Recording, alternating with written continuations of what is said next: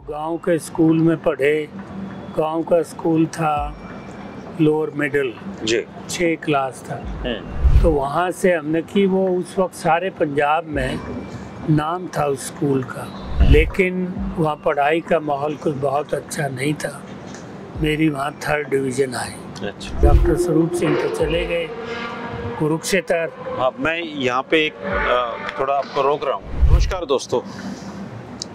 दोस्तों 1982 में रोहट हलके के विधायक बने थे डॉक्टर भीम सिंह दैया जी, और हरियाणा में एक बहुत ही चर्चित किताब है जिसका नाम है पावर पॉलिटिक्स ऑफ हरियाणा।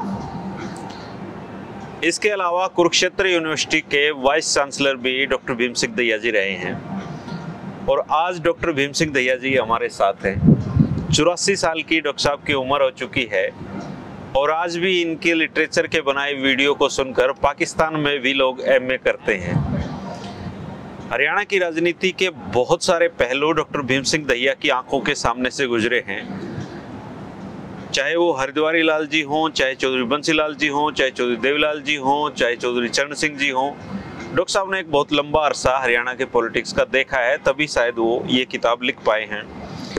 और इनसे आज हम जानेंगे हरियाणा की पॉलिटिक्स के बहुत रोमांचक किस्से। सबसे पहले तो डॉक्टर साहब आपका स्वागत है हरिभूमि टीवी पर। धन्यवाद।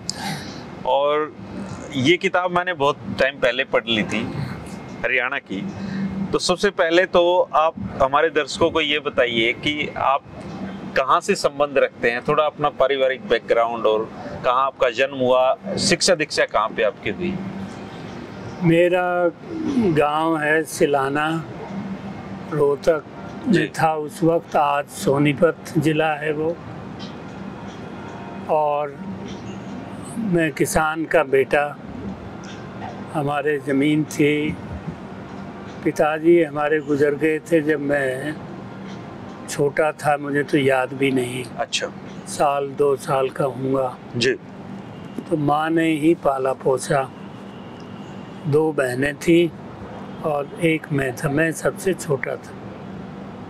तो मैं जब, मुझे तो याद ही नहीं, बहुत छोटा था, 2-1 साल का, तो फादर की डेथ हो गई।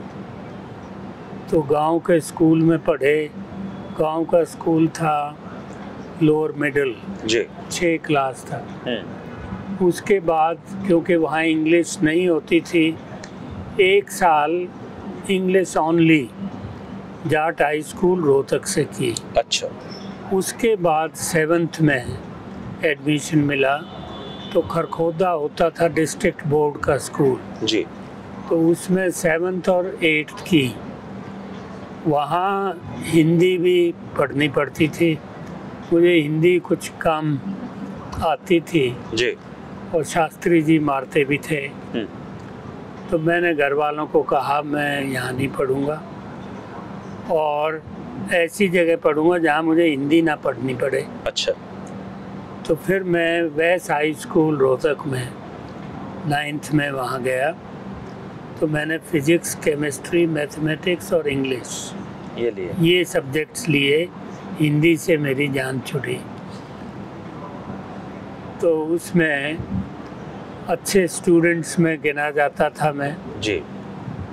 यहाँ तक कि जो हमारा टीचर था, कोई गलती होती तो हर गलती पे 1 बेंच लगता था हाथ पे। मुझे कभी नहीं लगा।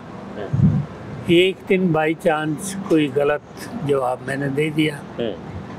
उनको धर्म संकट हुआ, भाई इसको मारे कैसे, कभी मारा नहीं। तो चुपके से मेरे कान में आके पूछता है, चौधरी गांव गया था?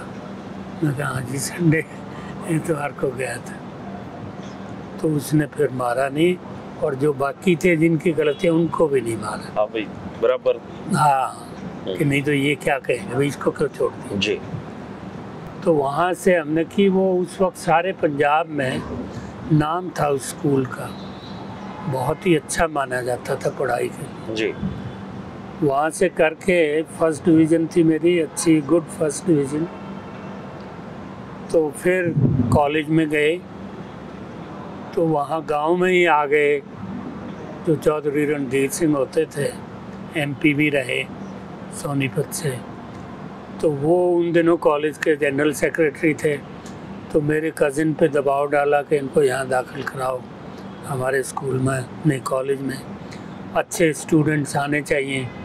तो मैंने फिर FSC में वहाँ CRA कॉलेज सोनीपत में सोनीपत चले गया।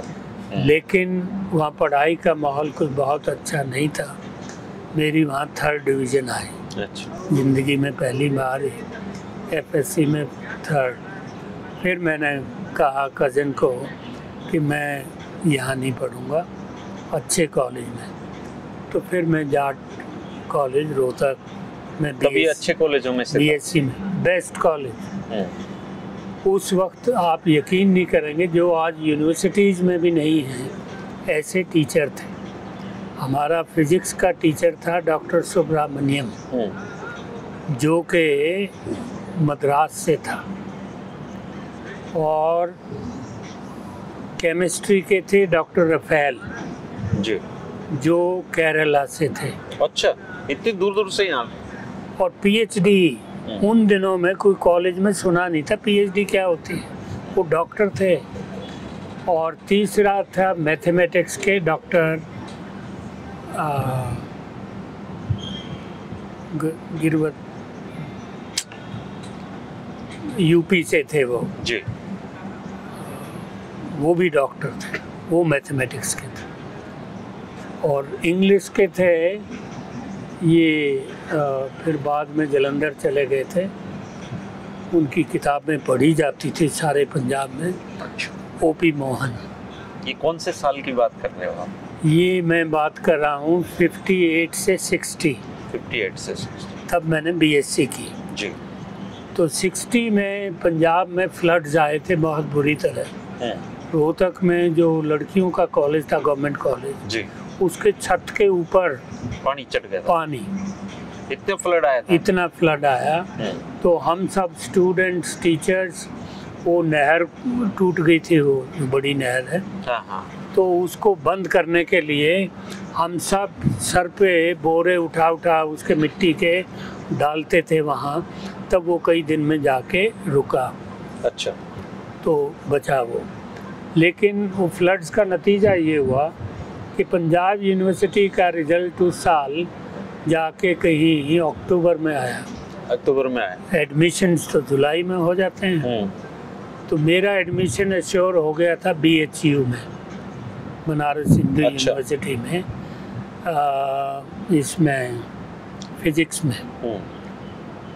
तो वहाँ लेकिन ये रिजल्ट ना आके दे, वो एडमिशन तो उन्होंने एश्योर कर दिया कि आप, क्योंकि टेस्ट में हो गया था मेरा, लेकिन रिजल्ट नहीं आया अक्टूबर तक। क्लासेस तो जुलाई में शुरू होगी। तो वो साल हमारा खराब हो गया। हाँ। तो उसमें फिर लोग कहने लगे खाली क्यों बैठते हो, आप कुछ कर लो। तो अपने कॉलेज में वहाँ CRA कॉलेज सोनीपत में डेमोन्स्ट्रेटर लग गया मैं। अच्छा, पहली नौकरी। हाँ, फिजिक्स केमिस्ट्री के प्रैक्टिकल्स कराता था। तो उसमें तो कुछ ज़्यादा टाइम नहीं लगता, कॉलेज टाइम में प्रैक्टिकल्स करा दिए, घर आके करने को कुछ था नहीं जी। तो मैं नावल्स पढ़ने लग गया, शौकिया। तो वो मुझे बहुत अच्छे लगे।